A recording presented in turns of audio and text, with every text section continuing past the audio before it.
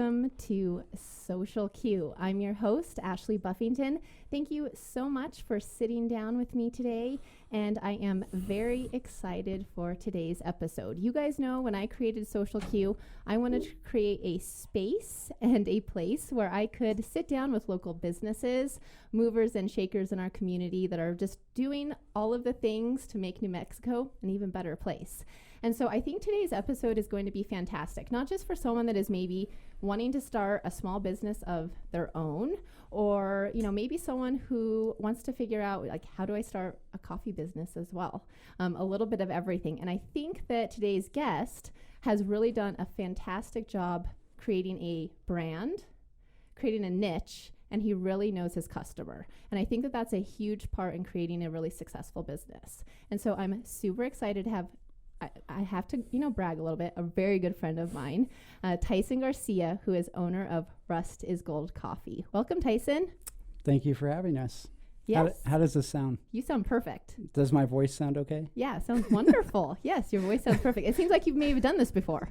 Well, we have a podcast. It's under Rust is Gold Racing, and we're on season 3. I think we have like 54 episodes. And our sound guy always says that he has to mess with my editing on my voice. Interesting. Because there's like high and low pitches, supposedly. Oh, it sounds perfect to me. Well, and I think that I can tell you're a natural. I don't know about a natural. Yeah. It took me about 3 years to ease into it. To get it going. What about you? How many years have you been doing this? Like -4. Like 3 months? Years? Yeah. Like since April.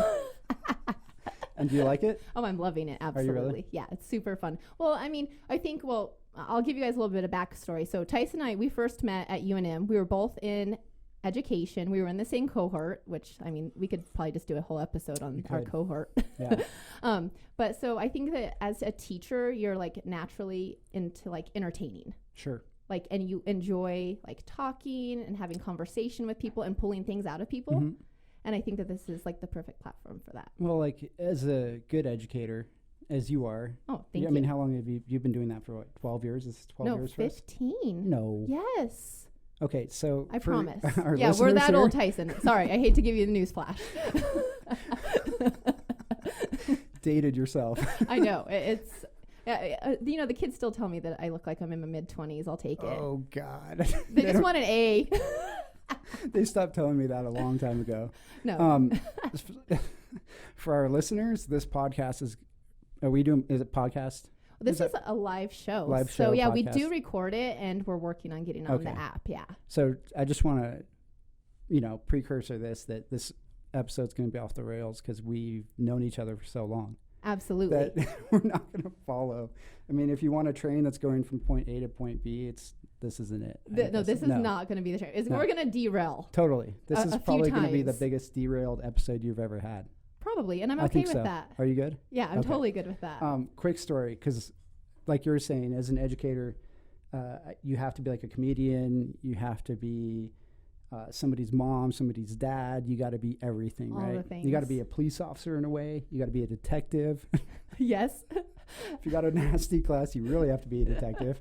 But so I'm going to take it back to like what? How many years ago was that in our cohort? Like you said, 15? About 15. Well, and when we were in school, it would have been about, 16, 17 years ago?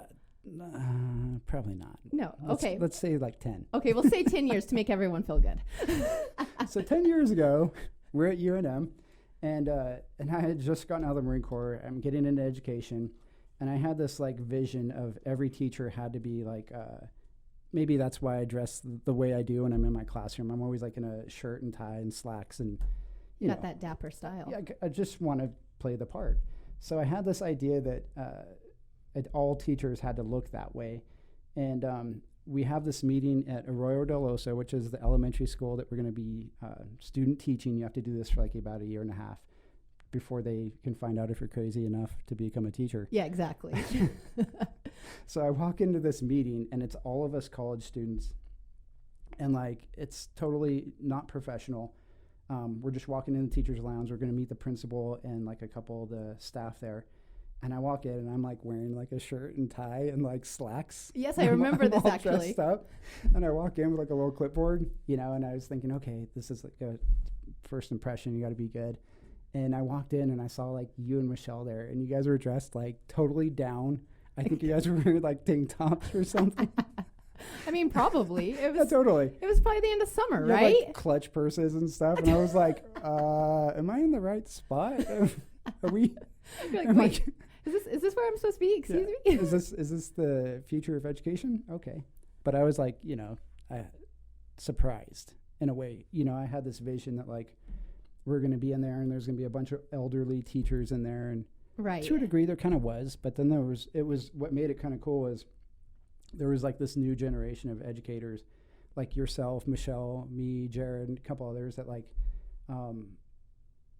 we just had a different approach about teaching. We were definitely younger than most of the other people coming in, and I think we wanted to do it because we wanted to be there, and it wasn't about like the paycheck and the summer school stuff that you always hear about. And I don't know, it felt different for us. Well, yeah, totally. Well, and I think like our group of 4, like we connected right away, and Sure. luckily we had each other, because I don't think I would have been able to get through that cohort with all of us like having each other to lean on. Yeah, there was I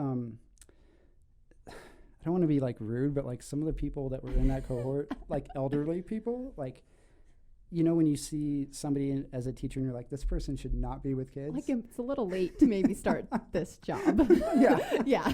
You should not be with kids. Who gave you? No, who I gave you know. your driver's license? And I was like, I don't know. Again, like it was cool that like we had some younger people in there that were willing to like take chances and just be different. So Yeah, absolutely. and in a weird way, like I know we're talking about business and everything else, and we have a million things to talk about, but like that stuck with me, even to like this day. You know what I mean? Like the way we kind of approached education and teaching and being there because we really cared about the students and the kids.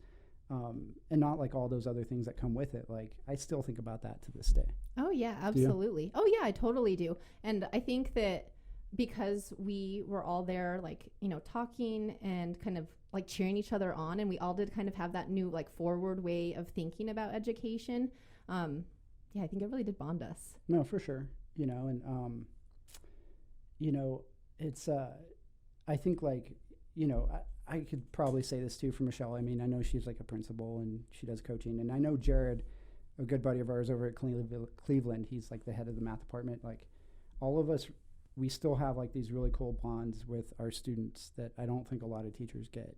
I You know what I completely mean? agree. Yeah. And if anything, I feel like the longer I've been in education, the more I've been able to really tune into my craft. Sure. Like Sure. I'm like, some things are more difficult than they were before because Definitely. of just like how things change. But in other ways, like some things are just easier. Yeah, I mean, I think there was also like a period of time too where I couldn't go anywhere without recognizing, or a student coming up to me Yeah. and being like, you taught my sister, or now it's like, I have kids, and Because we're old. yeah. Mommy, Daddy, who's this? Right. This is my Oh, this is my teacher too. Yeah. Which this will happen pretty sooner rather than later. Oh, it will man. definitely happen. sure. Absolutely. But I think that some of the things, okay, so with a teacher, I think that it gives you a lot of grit, which I think is super important to be a successful business owner. Like regardless of what you do, you have to have thick skin. for sure. Yeah. So I remember us being in DC, Okay. and we were sitting in front of this. You gotta okay. tell your listeners what are we Oh doing yeah, in why DC. we were there. Yeah. Okay, gotcha. I'm not just hanging out in DC. Yeah, okay. So Tyson decided that he thought it would be a good idea to get me into this World Strides travel because he would take 8th graders to DC and New York. And so he pitched the idea to me. He's like, hey, Ashley, you should do it. And I was like, okay, well, if you're going, then I feel safe enough to go. So that was kind of what led us into it. So Not only did I pitch it to you, but like we would have these meetings with all these parents and all the students, and I was like, yeah, I'll probably get about, on a good year I'll get like 20 or 30 students. And then I went with you to your like student parent teacher there was opening tons. thing, and you had like 70 parents. It was a lot. And I was like, dude, there's no way we're taking 70 You're all, kids. this is not going to happen. Like, I hadn't been, so I didn't know. And I'm Yeah. like, yeah, that's not going to happen. Yeah. Small groups are better. Sure. Definitely You better. didn't get 70. You got a good chunk though that year. That first year, That yeah, first year, everyone was like for sure. super like raging about it. So they were like all super excited for it. Back to the story. Oh, yes. Okay, so we're in front of the Smithsonian, and Tyson's like, okay, I want to create a coffee shop. Mm. Okay. So you were telling me a little bit about your vintage business that you had, because I think that that's kind of what kind of led you into this. Sure. But I'm like super interested, like how you came up with the concept of leading into Rust is Gold. Like, how did this happen? Yeah. Well, this is it's kind of a long story in a way, but like we have time. We do. Take us through it. How yeah, many, we do. If we need to wrap up and we can do another story, we can. So, as long as you've probably known me, like there's just certain things that I think in a weird way, like I was kind of just born with. Like I was born with, in a weird way, like a wrench in my hand, listening to Johnny Cash, drinking good coffee, and just. He was like a baby with like a little coffee water bottle. It was pretty really much. cute, guys. It was decaf though. Oh, okay. My parents weren't that cruel. But like, as long as like you create like this is like yeah, part of your characteristics. Right. Yeah. And I couldn't get away from that no matter what. It's just there's a certain thing about like old school kind of like values and then old school things that I've always kind of appreciated, and I've always gravitated back to that no matter what. So, getting out of the Marine Corps, going to college, wanting to work with kids, I still had something that said, I got to work with my hands in a weird way. Like being a teacher, it's hard. You go home and you got to decompress a little bit. There's just something you got to do to decompress. For some people, it's, gardening. Other people, it's drinking booze. I don't know. Right. You know what I mean? You've seen it all. But for me, it was like, I need to like shut off one part of my brain and turn on another part. And so for me, it would be going into the garage, working on an old motorcycle or an old hot rod, something like that, listening to a record player and just kind of relaxing the mind. What did you do? What do you do to decompress? I know I'm putting you on the spot. Oh yeah, no, well, I enjoy working out a lot, and then like yoga's been like awesome for me, but I love listening to music too. Sure. And like being in nature always really helps me too. Hiking. Yeah, hiking's great. No, totally. It definitely helps. Being with your cats and yeah, dogs. I don't have any cats. I have a dog now. I know. Oh, you lost your cat. Yeah, though. I did. I'm sorry about that. Yeah. I remember him. Yes, Bob was cool. great. Bob. You had a cool cat too. Yeah, I lost him too. Yeah, I know. That just shows how old we're getting. Yeah, we're losing pets together. God. Like, oh my gosh. Yeah. And we both have dogs now, so here we are. That's how you know when you're getting older. Like, this is my elderly dog that I've had since it was a puppy. Right. It's not a good selling point if you're on a dating market or whatever. Right. But so anyways, always had this affinity for old things. And I would go back home and I'd go see my mom and my sister. And my sister lived in San Francisco. And there was this really cool coffee shop called Sprocket and Chain. And when I first started getting into vintage motorcycles, especially British motorcycles, which you know about, your dad was in a Triumph, right? Oh yeah, absolutely. I think that's one of the things that I think like you and I bonded over like really Sure. quickly is you like old things and I Sure. like old things too. Yeah. I really do. Things with like a soul Some and a heart, history. grease on it. Yeah, like you can like, and I think that's why, well, we both teach history. Sure. It's fun to teach history because you get, it's cool to like have a little bit of a past connected to it. Everything's tangible, right? Yeah. You can gravitate to it. Exactly. And that's another thing too, is like as the world changes, especially like in education, and it changes rapidly. There's a 1,000 different things that they'll throw at you in 1 year as a teacher. We have this new platform on Twitter that you got to use, or there's this new Google Classroom that you got to use, and everything's tech based. I sometimes feel comfort in like staying away from the tech aspect and just again trying to find something that grounds me. So I would go in and I'd wrench on bikes and cars, and then again visiting my sister in San Francisco, there was this really cool coffee shop called Sprocket and Chain, and they had a bunch of like, and actually this is prior to Facebook and Instagram, where you actually had to like search. Wait, Yeah. there was a time where there wasn't Facebook and Instagram? I know. Ooh. I don't know how you survived. Did you survive? I did. I do kind of miss those times. It was simple. Yeah, it was simpler for sure. Less to do. I'm sorry for to sure. interrupt your story, So, but yeah, before this. Anyways, a really cool part of San Francisco was like in this industrial area, and you walked in and it was like a warehouse, in this industrial section of San Francisco, and there was all these vintage motorcycles along the walls, and then there was like little bays that you could rent space because it's San Francisco, like New York. You don't have parking everywhere, and we don't have a house for a garage, so people would ride their bikes in there, work on them for like a week or two, there's a little coffee bar you could hang out, and then they would do events and stuff. And I was like, man, that is so cool.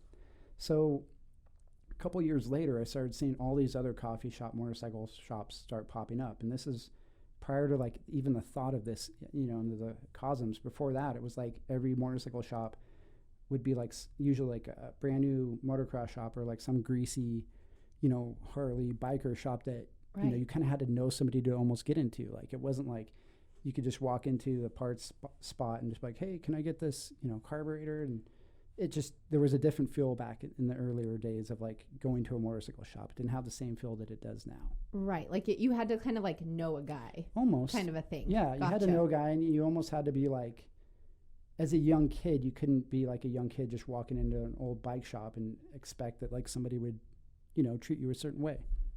Like, what you were talking. I mean, not that like anybody was rude, but you just kind of had to know the talk and walk the walk. Yeah. Well, you can tell if you're feeling like welcomed somewhere or if you're just like kind of there. And it's almost like you could almost equate that earlier time too to like tattoo shops. Right. So like, going back to like a time when you would walk into a tattoo shop and you kind of almost had to know the people that were working at the tattoo shop, because it was either like a Harley biker tattoo shop or like some punk rock tattoo shop, and those were your choices, and you couldn't just walk in off the streets and expect to get treated, like one of the guys. Got it. So I started noticing that these coffee shop, motorcycle shops were popping up. There was one in Venice called Deos, and then there was another one in Seattle called Cece's, and there was all these really cool, or was that Texas, maybe Austin, but there was all these cool like coffee shop, motorcycle shops popping up all over, like all the hip cities. I guess you could say like Austin, Portland, New York had a couple, San Francisco, and they had this vibe that like anybody and everybody could go to. You didn't have to be like part of the crew to be able to walk in and feel comfortable. So they had really good like vibe. In fact, like I took my mom to like the one in Venice at one time. Like that's how comfortable you could feel. Right, exactly. And I remember coming back and thinking Albuquerque could really use something like this. There needs to be something that brings everybody together. And for a coffee shop, I think to be successful, it's got to be an environment. For me personally, I mean, a lot of people could probably disagree, but I feel like it's got to be an environment that somebody that's like 15 feels comfortable in, or somebody that's 50. You know what I mean? It's good for all walks of life. And I don't think you find that in a lot of like the more modern coffee shops sometimes. It feels very sterile. It feels like you're walking into a doctor's office. Coffee might be great, but everybody's on their laptops and they're kind of segregated and separated from everyone else, and they're doing their own thing. And to me, that was kind of backwards. I wanted something that like people could talk. You could feel comfortable talking. You could feel comfortable asking questions. You could feel comfortable, just going in and having a cup of coffee and not having to worry about like, am I too loud, or, is this the right environment for me? So, obviously as a teacher, we don't make $1 million a year. Bummer, right? And I don't want to get too like, I don't want to say like political, but I don't want to get too abrupt, but just do it. It's fine. I'm going to say it. Anybody that thinks teachers are in it for the money or for the summer breaks, they're fooling themselves. Absolutely. They're smoking something. Yeah. It's kind of an offense, like, oh, so you get off summer? Yeah. And you hear that, and I kind of just chuckle. To be honest with you, like, I know this is another tangent, but working at the coffee shop, like a lot of people there, they know me as like the flat track road racer motorcycle guy. They don't necessarily even know that I'm a teacher. Right. So I would hear people come into the coffee shop and just say the most outlandish things about teachers. I swear, about like, oh, they need to get back to school, COVID, blah, blah, blah. And I swear it would happen all the time. And finally, like, every once in a while, if I was in the right mood and we didn't have a crowd in there, it was like me and one other person, I'd be like, oh, yeah, totally. By the way, I'm a teacher, right? Burn. They're like, the jaw would drop, and they'd be like, "Okay, have a good day," and just walk out. I'd see them again later. I mean, not to be like a jerk or anything, but yeah. I mean, it's good for people to know. Well, and then what a lot of people don't know is like, teachers usually will work during the summer. Then we're not. We need to like fill our income somehow. Mm-hmm. So that's I think why they give us summer off, so we can like give us a little bit of extra cushion. Sure. Too. Not only work, but like, again, there's all these new platforms that come out that you have to get trained on by the next year. Absolutely. And that platform could leave in a year or two. Oh, yeah. Or if you're going to teach something new the next year, you need some preparation for that. Exactly. I mean, you could just throw any random person in there. Good luck. Yeah, it's not going to go well though. Yeah. We've seen what that looks like when that does happen. Exactly. Actually. Yeah. So anyways, back to it. Sorry. So creating a space where there's community, Exactly. and you definitely have done that. Yeah. So, again, I didn't exactly have the financial means to just. I'll be honest. It takes about $15,000 to $20,000 if you're almost kind of doing it all on your own to build a coffee shop. I'm just going to throw it out there. No, that's important for people to know. Like, okay, well, what do I need to even get started? Because you've been there at the beginning and you've done some of that legwork. So this is useful information for sure. Exactly. And you're talking to, like, for me as somebody that's DIY, do it yourself, 15 to 20 is kind of like on the cheaper end. I'm sure a lot of people could probably dump, and I'm sure they do, $20,000, $30,000, $40,000, $50,000 into building out a coffee shop. I would think easily. So, it's not like you're going to recoup that within the first year. So you have to kind of play the psychological game of, if I'm going to do as much as I can by myself, that's going to allow me to save as much money as I can on the long end. Right. If that makes sense. No, totally makes sense. So I kind of was doing the math. I was looking at a lot of coffee shops. I love to travel like you do, and going to state and looking at these coffee shops and just talking to people and filling out the vibe and, equipment and all that kind of stuff. And it probably took me a good almost like 8 to 9 years to actually build up not only the income, but the right location for all these things to happen. The planets had to align almost perfectly. So I started off before that as doing kind of like a antiques business. Again, being a history guy, kind of buff or guy that enjoys historical items, I would go to estate sales, and what started off mostly as just collecting.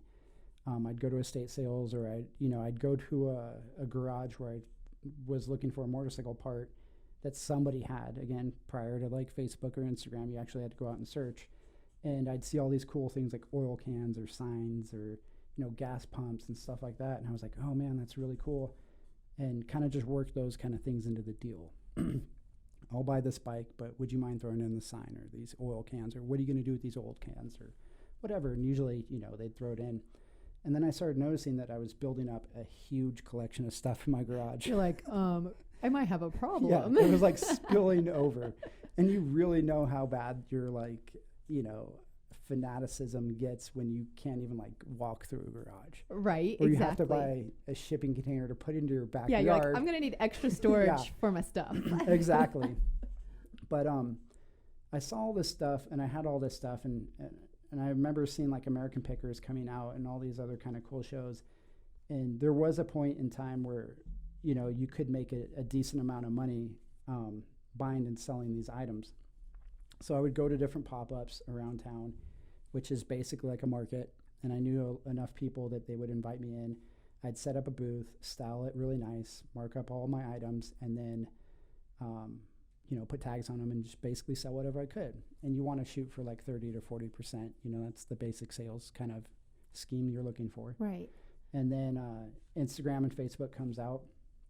So I start kind of creating a business for that, and I put a lot of my items on Instagram or Facebook, and create a website. And then basically from there, which is about 4 to 5 years ago, a lot of people would see me at these pop-ups, and to some people, making $300 or $400 on a pop-up isn't much. But for a teacher, again, as an educator, an extra $300, that's paying huge. off, a couple payments on your car. That's some being able to buy parts for a motorcycle or car or whatever the case is. Like, that's pretty big. So $300 or $400 every couple of months is pretty good. And people were coming up and they're like, we really like the brand, we like the styling, we like all the cool things you have. Do you have what you would call brick and mortar, which is a shop? And I didn't have a shop. And a lot of people were like, well, you need to get a shop. And I would get approached pretty often about people wanting to like go in the business with me and start some sort of like brick and mortar location. It just wasn't quite there yet. Right. Didn't quite fill it out.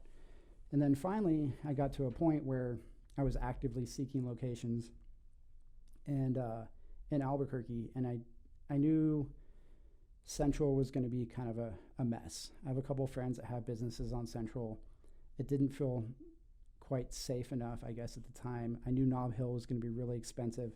There wasn't anything in the Heights. There hadn't been a coffee shop there in probably like 15 years, maybe 20.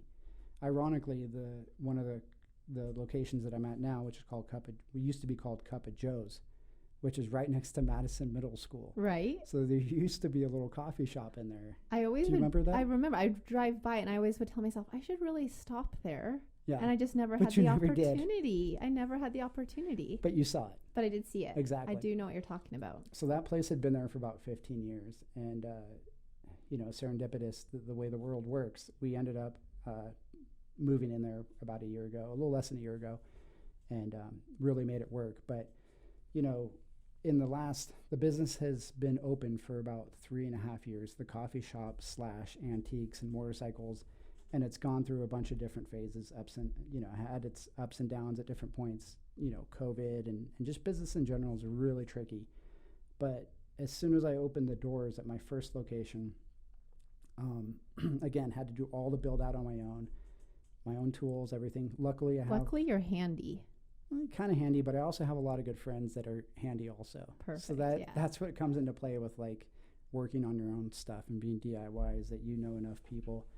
And, as soon as I opened the doors, it was really successful and things were great. And, I knew it would just take a little bit of time to kind of reach that next stage, which is where we're at now, where we have our own location and we're able to do our own kind of events and stuff like that. Yeah. I love your new location, by the way. Do you? Like the vibe is different than your first spot. For sure. I really like when I go in there, how open it is. Like I like an open space. And it feels like fresh and new, but it also has like some of that like organic, like older kind of vintage feel at the same time. Sure. So it like meshes like the modern with what used to be. Well, I mean, luckily enough, this is my third location. Well, yeah, you had another place over there kind of by Tin Can Alley too, exactly. right? Yeah, off Alameda. I never got a chance to check that one out. And that was another great location. It was a warehouse location, so that was kind of almost like the idea that I'd seen initially in San Francisco, where it was a warehouse with a tiny little coffee bar up front, and then you have a bunch of bays for motorcycles, and people could ranch on their bikes and stuff like that. And it was a good location, but it was just kind of tucked away, right? It's really hard to find an industrial style warehouse in the city that's affordable. Yeah, definitely. It's not easy. And, there were some complications with that location, and we had neighbors and stuff like that. And we were probably getting pretty loud, we're out there ripping bikes every night. And well, yeah, absolutely. That's what the vibe is about, right? Yeah. But as soon as it's a funny thing. As soon as, I don't know what it is, but I feel like I've done a pretty good job trying to be an ambassador for kind of like not only vintage motorcycles, but the vintage or just the motorcycle community in general. Like I wanted the vibe and the atmosphere and kind of the look to be that it's not outlawish. You know what I mean? And right. You don't have to be an outlaw to have a motorcycle. We're teachers. A lot of us have jobs. We're professionals. And I didn't also want it to be, we're young punks that are out there just ripping bikes and doing wheelies and stuff like that. Like this is a community type of thing that we're trying to build. And we're also trying to instill those kind of values too. Yeah. The 3 pillars or the hashtags, I guess you could say, for the business is coffee, community, and motorcycles. Oh, I love that. Like I really had to thoughtfully and purposely put that out there that first and foremost, it's always going to be community. Even if we're not making a buck, that's not the point. The point is that like we're trying to build something. And then the second thing always is we always want to be, again, DIY. We're roasting our own coffee. We're putting out the coffee that we'd want to drink. So that's stuff that we would enjoy. Sorry for that. Oh, no, you're good. And then motorcycles obviously just fits right in. So. Yeah, absolutely. Well, yeah, the word that came out is gasoline too. Like when I think of you as like coffee, gasoline, motorcycle, like that kind of thing. So and community was something that I totally talked about in my intro, because that's what I think of when I look at your Instagram and what you've created. And just every time I go to Rust is Gold, there's like people there. It's a community. Sure. And you see people like bonding over their love of motorcycles and old cars, and it's really cool. Sure. But you'll see not just like your normal typical like who you'd expect to see there, but you see like, I don't know, just kind of your normal off the street kind of person too. So Kids, you're doing that. Yeah, you name it. the weird thing about it is, uh, it motorcycling will go through a lot of phases, and I think coffee shops will go through a lot of phases also. You've probably seen this around town as our city grows and goes through phases also. You'll see, I don't want to say gentrification, but you'll see this kind of like aesthetic that kind of comes in, and it's again, kind of like I said, that's that kind of like modern, really hip kind of coffee shop, and that's all great and fine, but I don't think that, for me personally, like, I don't feel like that would be my space that I would feel comfortable. Like it feels a little too sterile for you, maybe? It does feel sterile, and like I like my music loud. You come in, you might hear punk rock or you might hear Miles Davis. Like, I want that kind of like universal feeling. And again, like I said, if we're not making a buck, that's not my main concern. My main concern is that we're building a community. You know what I mean? Absolutely. I like that idea of like people over profit. Yeah. Because a lot of times what you'll see in business, unfortunately, is when Albuquerque has another weird thing about it where if a new business comes in, it's the big hot thing. True. Right? With like a coffee shop, a brewery, a restaurant, whatever. It's the big hot thing. And, the people that own that establishment, they'll make some good money right away because it's the new hot thing. And I like that about Albuquerque. It's cool because that means people are checking out new stuff. But what happens is after those couple months, you'll start to hit a lull that, the next big thing isn't going to be there. So what happens for a lot of business owners is they start to stress out and they start pinching pennies and they start doing all kinds of weird, I've seen people do weird, funky stuff when it comes to business, very unprofessional things sometimes. But I get it because they're trying to keep the doors open. They're trying to keep their employees happy and, and paid, and they want to get, pay the bills. But I think also at the same time, there has to be a median point. There has to be something that says, okay, and which I did this last year. Like I pretty much took like a year off from getting paid because I wanted to make sure that like our employees got paid. My employees got paid, especially during COVID. So there has to be a point where you just say like, it's not about the money. I agree with you. Right? You can't take the money with you. You can't take your fancy stuff with you. In a weird way, the coffee shop or whatever business you're in can totally disappear. But what your brand is and who you are and whatever community you made should outlast that. Well, absolutely. Well, and I think that if you're like the new thing and you have people who come there, it has to be something that kind of hooks them to bring them back. Sure. So if you create that community and they're like, oh, wow, there's things going on here, and you have stuff going on almost every weekend for people to come and see other local businesses. So not only are you, driving traffic to your place and helping, support your business, on top of that, you're supporting these other people with this vision and a dream too, which I think is awesome. No, totally. The other weird thing is, and I hope I'm not getting off on too many tangents, but as a young person that's getting into their first real business, you hear a lot of talk out there that, there's money out there for small business or there's programs out there. And there might be, but it's really hard to obtain those financial means that the city or the state's going to provide. It's almost non-existent. It's really hard to obtain that money. And a lot of startup business, I hate to say it, but they either take that chance and they put it on a credit card, or they have some sort of investment from like maybe a family member or whatever the case is, gave them some money, and that's their startup fund. So I remember when I was first trying to get the money together for the business, I thought, being a veteran, being a New Mexican, going out to look for money to get the business started, I thought there would be a lot of money out there. I thought there would be programs. And unfortunately, there wasn't. Maybe I didn't know the right politicians, or didn't grease the right wheels, or whatever the case is, but it just wasn't there. So I remember that hardship of actually sold one of these bikes that I built. It was a really nice bobber, and ended up selling that to use partly for the build out of the coffee shop. But I remember thinking to myself, if I ever got to that point where I could help other businesses start up, I would do that in a heartbeat. So one of the things we do is we have every second Sunday we do a car show. Every fourth Sunday we do a motorcycle meetup, which we call Moto Meetup, and we let vendors set up. Obviously they have to talk to us and make sure it's approved or whatever. I hate to say it, probably not going to be selling like tobacco or alcohol or CBD products. I'm still a teacher. Yes, absolutely. So you have to stay with your brand and your, exactly. You know, if it's not good for the community, I'm sorry, I'm not going to support it. What's good for you is good for you. Absolutely. And you have to do what's good for you and for your business. Yeah. Exactly. So, you know, we do these pop-ups and I let vendors come in and just sell whatever they want. They don't have to pay a fee. A lot of times when you would, you know, do vending and you would go to different pop-ups, you know, there's a fee associated. 30, you know, bucks, 60 bucks, 120, 180, 300 bucks. It doesn't matter. Sometimes I've even seen percentages. Like if you sell $500, you know, the house will take 10% or whatever. Oh, wow. There's all kinds of weird stuff out there. And I always thought, you know what, like just let vendors come in, let them set up, give them a chance and just see what happens. You know, what do they have to lose? What do you have to lose? So I always want to be out there supporting our community because, again, like this is the community that supports you. Yeah, absolutely. Oh, I love that. That's perfect. Well, I think that we should draw a winner for the giveaway really quick. Do you think we've been rambling too much? No, we're doing great. But I know that it's like people have been listening, and I'm sure that they want to know, well, did I win? Okay, sure. Yeah, so we can find it. And then I have a couple of questions for you, too. Sure. Because I want to talk a little bit about your branding and stuff and how you created, you know, your vision and your concept. Because you've done a really good job. You have an aesthetic, for sure. Some of these are pieced together. Uh-oh. So no cheating.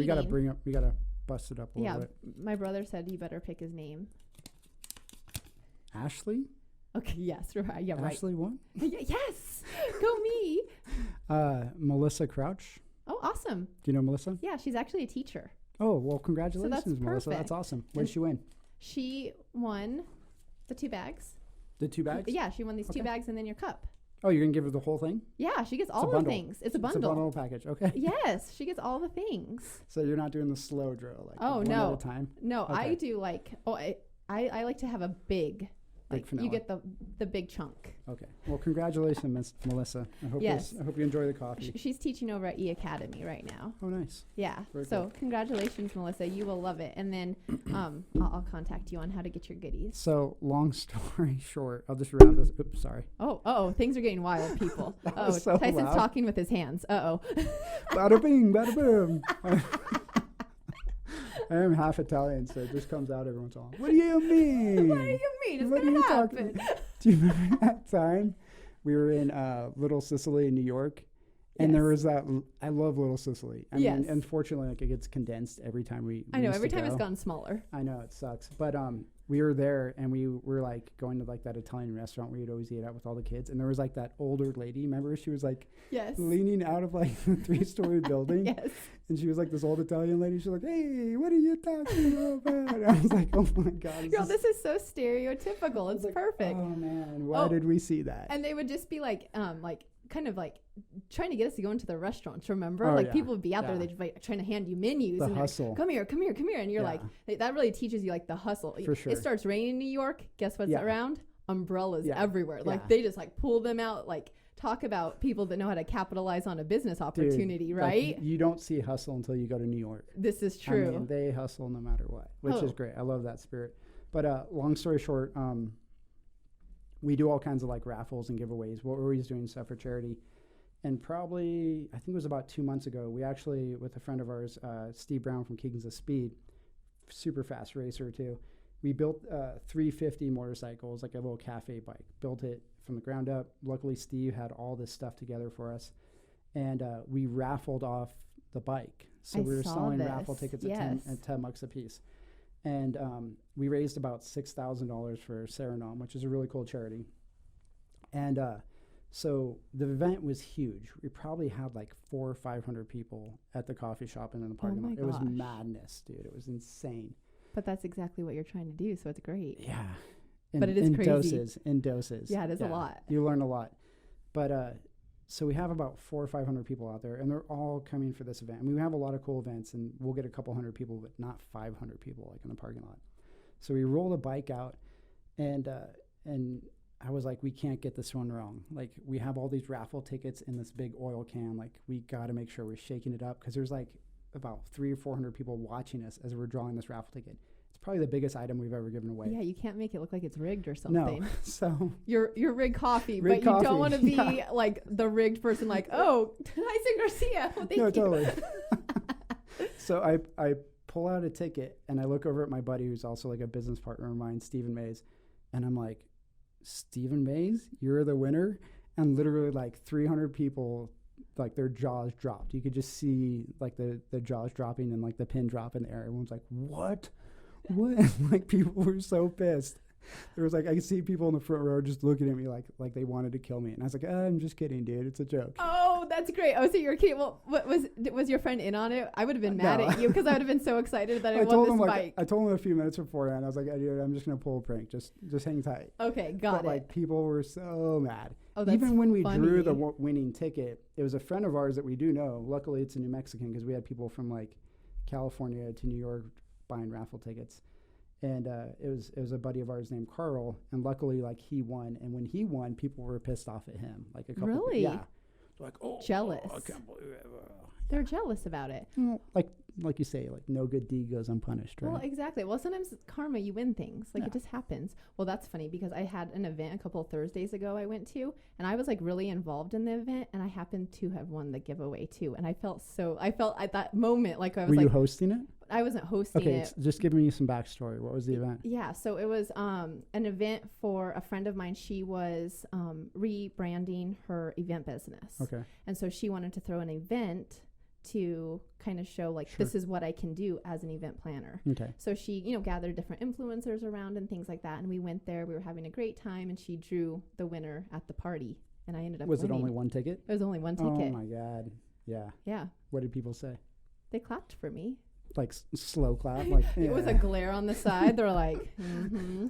No, what did you but win? I won a brow thing. I won some K&K skin stuff. I won a tanning thing, like how you want to get Like a tanning booth? yeah, well, kind of like they spray tan you. That's what it is. These are Okay. the words I'm looking for. Yeah, A spray house? tan you. Like in-house? Yeah, they'll like come to your house or you can go to them. Oh, think. okay. So it's like a portable one. Yeah, people have these portable Wow. tanning things. Yeah, Wow. it's crazy, right? Where have I been? And then a couple yoga classes. That's cool. Yeah, so just like some fun little things like Okay. that from some local businesses. Could you, like, after we did that event, I was like, dude, in a weird way, I kind of know, like, what Oprah feels like. When she, like, gave Yes. away all the cars. Remember how Yeah. many people were pissed off about that? Yes. I was like, dude, come on. You get a bike. You get a bike. You get a sticker. You get a You sticker. get a sticker. Like you're like, oh, I'm sorry, he got the bike, but Yeah. here's a Consolation sticker. prize. Here's a sticker. So tell me about your stickers and tell me about like how you came Okay. up. I really like your helmet that you have for your Sure. It's on the mug. yeah, Yeah, that's on your so- mug and like so rig came from or rust is gold. Rust that is came Gold. from your previous endeavor, Business, right? right, And you like which kind of was- stuck with that name. Oh, and I really like the name. And I like rig too cuz like rig is kind of like, Sure. Sure. it It's feels masculine. There's like a weird thing about like acronyms. The people want it to be like 3 to 4 words. I don't know why. Yeah. It's kind of strange, but anyways, People have weird rules for the things they like. they It do. just is what it is. it's the Matrix that's messing with us. Yeah, absolutely. So I can't take all the credit. Actually, a good business friend and business partner of mine, Stephen Mays, he's did that movie Caffeine and Gasoline. oh, okay. Did you guys get a chance to see that? No. So I'm going to do some promotion here for Yeah, that. please. It's a documentary. It's about an hour and I think 30 minutes. It's a little bit on the longer side, but it's streaming on all the different networks except Netflix. Shame on you. Naughty Netflix. Okay, Netflix. But- Are you listening? Netflix, I know you're listening. Yes. But it's streaming everywhere. And he had been working on this documentary for 5 years. And it's about the same thing, Caffeine and Gasoline. It's about, cafe racers and rockers and vintage motorcycles. So we decided to partner up on these kind of coffee shop endeavors. I did the first one. We partnered up on the second one. And then we decided to partner up on the third. But he comes from a graphic design background. So you name it. If there was a movie or a show that was shot here, like Breaking Bad, Yeah. Long In Plain Liar, Sight. In Plain Sight, any of those, he did like a lot of the artwork for those. Oh, that's so cool. he would like design the posters and the graphics. There's a long story about him designing the logo for Breaking Bad. Yeah. That little symbol Yes. with like It's like the little chemistry. chemistry symbol, Mhm. right? The element.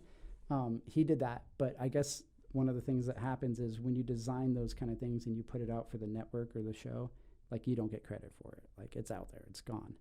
Yeah, So- once you like, it's like if someone adopted your baby, you no longer have a connection to the baby anymore. Sure, I guess it depends what's Yeah. more important, money or a baby. I don't know. You Yeah. tell me. But like every time there's like somebody selling something with that little logo on it, he gets like He you gets can all see him, steamed like, kinda about steamed it. about it because he didn't get like a penny off it supposedly. Oh my gosh. Yeah, that's the market. That's the business in the industry, I guess. But anyways, I think being a graphic designer is like really hard work. it is hard, and he'd been doing it for 15 plus years, and it works out really well because I might have like a crazy idea where I'm like, I think this would look really good on a shirt or a mug or a sticker, and we'll kind of just sit there and brainstorm it, and we'll come up with like 3 or 4 concepts for each thing, and then we'll get it out there. And the tricky thing sometimes is you just never know, in a weird way, like what's going to hit and what's not. That's true. You know what I mean? So we can put something out like a shirt and it'll sell like gangbusters. It'll be gone in a week. We'll do like 40 or 50 pressings and bam, it's gone. Then we'll throw something else out there and then it might sit for a few. So you just never know. But, we're happy to try other things and a bunch of different ideas and designs. And one of the things like we always say in this business of like the Rust is Gold kind of brand is if we're not going to wear it or we're not going to drink it or we're not going to ride it, then we're not going to sell it. You know what I mean? It's a good philosophy to have. Like if Sure. you don't want it, why would someone else want it? Really? Exactly. Yeah, I like that.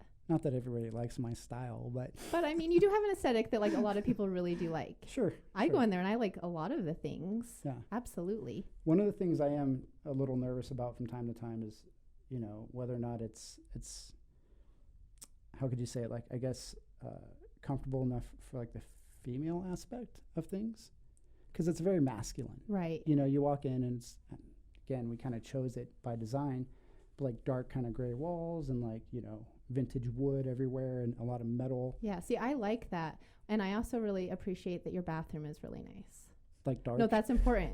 No, it's not dark. Or It's clean. like really clean. Okay. Yeah. No, that's it. Because like you go into like some places and if it's like kind of more like that masculine vibe, you're like, okay, well, let me see what the toilet's like. What, you expect like pee all over the toilet? And Well, like no, but just like, like just like sometimes like guys don't pay attention to that detail. Like Sure. they don't necessarily, they're like, whatever, I'll just go and pee, who cares? Yeah. But I'm like, but I do need to sit down. So No, I of do want course. it to be in a nice, so I wouldn't, that was one of the things that I checked out when I went there. I was like, I'm going to use the restroom because that's my full That's very review like of a place. that's very like George Costanza. Yeah, it is, right? He knew like every restroom in New York City. Oh my gosh. Oh man, we could do a whole episode just on toilets in New York City. Oh God, remember that one in Chinatown? Oh my gosh. Do you remember that? Oh, I remember that. And did I show you the men's bathroom? Okay, Oh yeah. so again, we warned the listeners that we're going to go on so many different tangents. Yeah, but this is important This information is for very people important. to know. If you ever go to New York City and you need to use a public bathroom, we had them mapped out. We did. Like the Met had a great bathroom. Remember that? Like you always. Yeah, you would know which one. I'm like, okay, I'm going to the bathroom here because it's a good one. Or like in Times Square, what was that? Like where would we go? We'd go to that hotel and they would never hassle us. Oh yeah, that That, hotel. like, hotel with, I like, know the which 3 one or you're 4 talking about. stories. Mhm, yeah. So you definitely have to plan out your bathroom routes. No, this is important. It Any really is real important. you could probably tell who a New Yorker is by if they know the good bathrooms in New York, right? Oh, absolutely. The public bathrooms. Yes. So Chinatown is really cool. Like New York is just such a cool city. Like you go there and you almost feel like you're in another country sometimes. yeah, like you can go to these. They have pockets. Is like Mhm. kind of what I think it's like. Sure. Yeah. And Chinatown is probably like the most pocket of pockets in Mhm. New York, right? You go into Chinatown, you know you're in Chinatown. Absolutely. There's like a smell of Chinatown. yeah. And there's vendors everywhere. It's all like all the senses. It's like 5D or whatever that would be. It's like Yeah. not even 3D. It's like way beyond Yeah, that. you're like, okay, I just stepped past the threshold. I'm Yeah, in Chinatown. exactly. And there's like, they sell stuff. The vendors in Chinatown sell, I don't know how they get like away with selling the stuff. Remember like one of my kids bought like a little alligator or something? No, a turtle. Was it a He turtle? bought a turtle, and you're like, what are you gonna do with How that? are you going to get this back on the plane, dude? He like bought a it real for live somebody. turtle. Remember, Yeah. he bought it for someone he was gonna meet up with. Yeah. So that worked out good. Did he even get that thing back? Did he take it? No, he gave it to like his aunt or his cousin he- or something. But they let him through like. No, they they let like him on met him there, us in New York. Oh, that's you right. remember? Yeah. But yeah, there'd always be kids that would buy like like nunchucks or throwing stars. Yeah, throwing stars. Like things are like, we're not gonna be able to get that through security, dude. Like, I don't swear, dude, we're not making this make up. sure you put that in the carry-on, or not on the carry-on, because like you're not gonna be able to get that through at all. Just put it in somebody else's purse. Hopefully they can get it through. And I remember I had this girl one year. She had bought this like really cool bouncy ball, and it was like glowy inside, so it went through security. Well, you know how they are about water, so it was like a ball of liquid. And so, of course, we got flagged for that. And you know how, like, fun that is to get flagged and everything. Did they make her throw it away? No, they actually let her take it. Oh, did they? Yeah, they would be nice. Huh. That's kind of like the benefit when traveling with a bunch of kids is, like, they give you leeways. They do. They're a little bit nicer. Except, like, when they, like, want to pat the kid down, they're like, here, you're going to come with us. You can do this. And you're like, yeah, I guess. Did they really? Yeah, I had to do that once. Huh. We got to go to the room. They would usually just be like, oh, my God, this is more trouble than it's worth. Most of the time, let these 500 kids go through. Yeah, they're like, wow, you have a lot of children. Just please go ahead. We're Mormon. Don't worry about it. Yeah, exactly. We're Mormon. It's just like a thing. I don't know. Yeah. This is my 5th wife. It's cool. But long story short, okay. We're in Chinatown, and we had to use the restroom. And they have like this little court in the middle of like downtown Chinatown, I guess.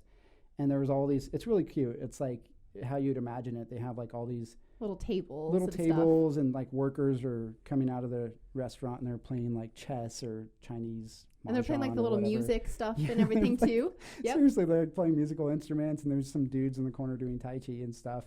And I was like, oh, cool, like let's just take a break. I'd always like to like take a break and just like sit in a park and observe people, because that's really cool to do in New York also.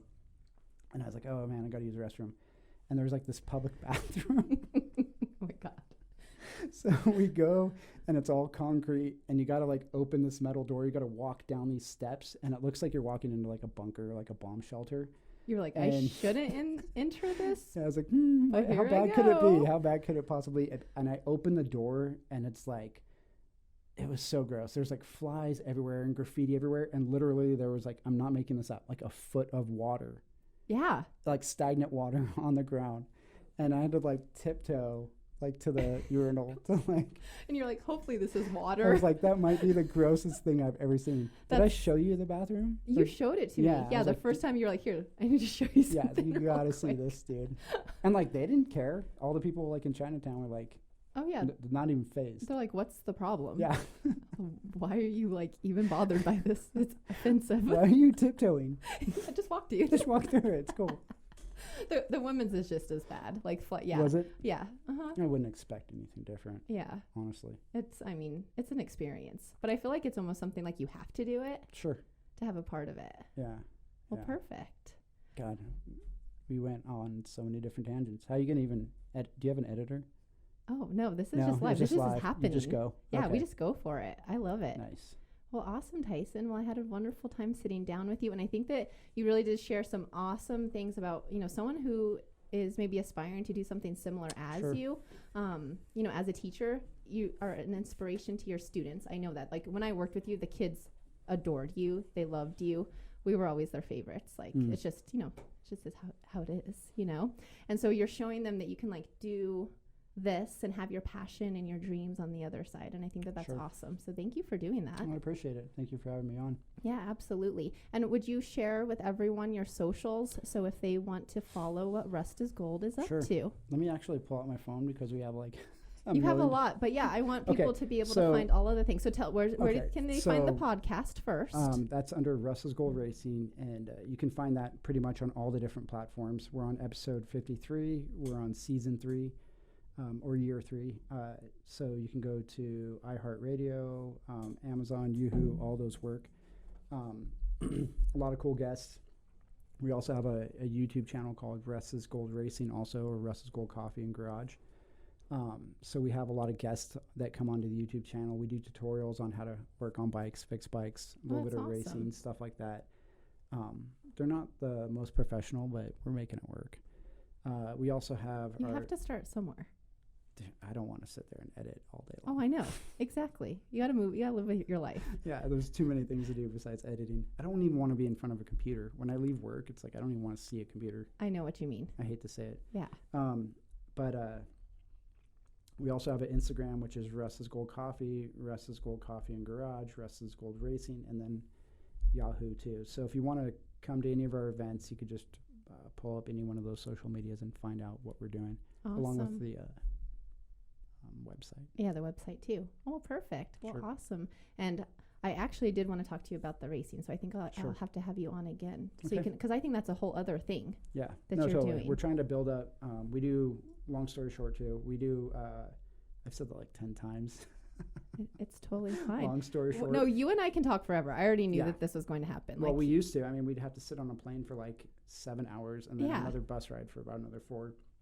But we're trying to build up vintage flat track racing and road racing. There is a local track here in Albuquerque, New Mexico. For a lot of people that don't know it, it's Sandia Motorsports. Oh, cool. It's way the heck out on the west side of town. And it's kind of in disarray. So we're doing our best to try and get the community out there and check out the races. You know, they've opened it up to the public now. So we'd like to see more younger kids actually get out there and race. That'd be awesome. Mm-hmm. Perfect. Well, yeah, let's have you on and let's talk about that, and let's get more people out there and get you some more money and stuff to get it going. I don't want to get it going. I just want to race motorcycles. Well, but you want to help the people get it going so that you can go and race motorcycles there, No, right? totally, You can yeah. help connect the people that need it. You know, any kid or anybody that wants help or needs advice, we're always at the coffee shop willing to help people out. So Awesome. Yeah. And then they can come there. They can see a bunch of cool bikes too, because you have like a little garage there. Mhm. By really nice bathrooms. That was important. Remember, guys. And you can go there. Super vibey, good coffee. Oh, I love your London Fog, by the way. Do you? It's my favorite London Fog I've ever So you had. got to take a break from coffee every once in a while and go to tea. No. Yeah. No, but your London Fog's the best one I've had. Oh, wow. Well, No, I thank you. really, really like it. And then you have that, tell them that Arnold Palmer drink you have. And then your So, food real quick. Yeah, so we Like also... super fast. And go. You're on. No, so we do benefit drinks. So every 3 months, I allow one of my baristas to pick a charity. I think we're supposed to say benefit now, not charity. Okay. A benefit drink. Benefit drink where part of the proceeds from that drink will go to whatever benefit of their choice. Oh, that's awesome. So we take the money from that. We'll just give it to the benefit of the charity. So that's the Arnold Palm Tree this month. It's coming close to an end. One of our newer baristas has some idea with like, he wanted to do like something crazy with like Sprite and like Topo Chico. And I Oh, don't okay. know. I've heard of these things. It sounded a little crazy for me. So I don't know All if we're going right. to do that one. Okay. Try it. Sorry, try it Daniel. first. Sorry, Daniel, if you're listening. You might be 86. Yes. But You're getting shot down. yeah. But one of the other things too is we always wanted to use local businesses. So I don't like to shop outside of Albuquerque. So Los Ranchos provides our baked goods. They're off like 4th Street, I believe, in Los Ranchos. Really cool baked goods kind of shop. They do a lot of like healthy alternatives. We use Fork and Vegan for our vegan biscuits, which is like Those are sausage and chicken. Good. That took us a long time to find a good vegan biscuit place in town. It's really good. I had one Long when I time. went. I had Did that you? with my London Fog, and I was in heaven. I was so happy. I really was. That's all you needed? It's all I needed. We also use New Mexico Tea Company. They're a local tea company out in Old Town. And then we roast our own coffee. So we're trying to do it all local. Awesome.